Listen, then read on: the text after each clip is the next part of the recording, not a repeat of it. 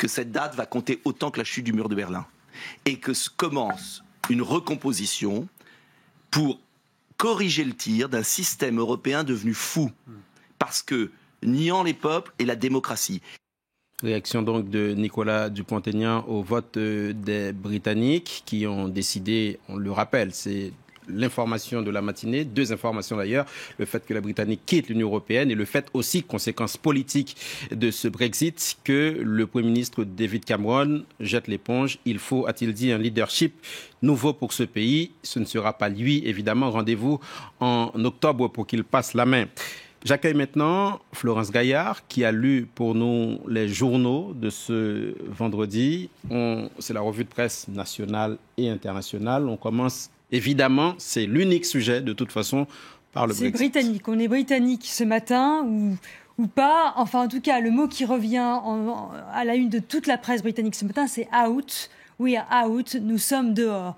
Et d'abord avec cette une du Daily Mirror et ce visage d'enfant au regard finalement assez dur et déterminé, aux couleurs de l'Union Jack qui est donc le drapeau britannique, exit le drapeau européen bleu et jaune.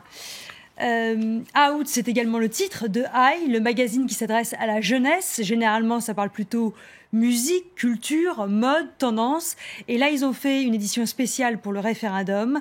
Et le titre, c'est Out, mais c'est aussi le sous-titre. C'est un choc global, un choc qui secoue toute l'Europe.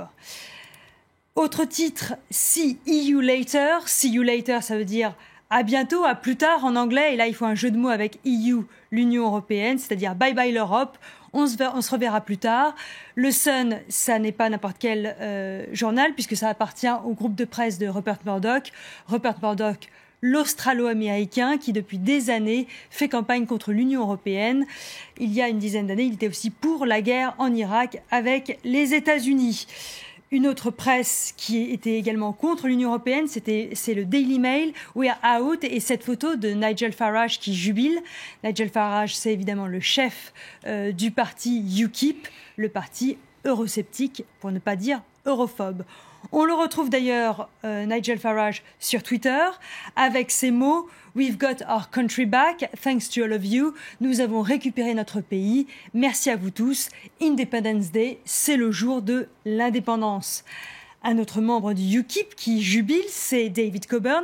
David Coburn, il est eurodéputé, parlementaire qui siège à Strasbourg, mais visiblement, il est content parce qu'il ne va plus y aller beaucoup à Strasbourg dans les années à venir.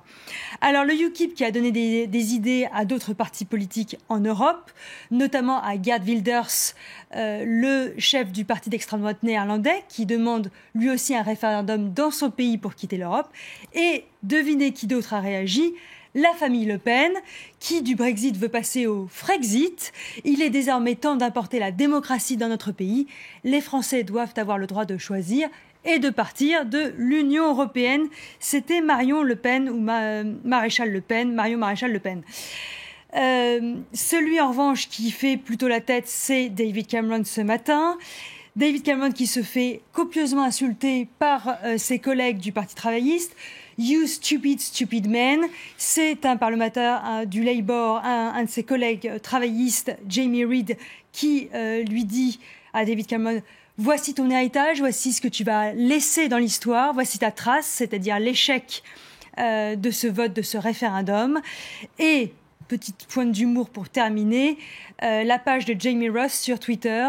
Si jamais vous passez une mauvaise journée au travail, souvenez-vous que vous n'êtes pas David Cameron, l'homme qui a organisé un référendum dont l'issue n'a pas été exactement celle qu'il voulait.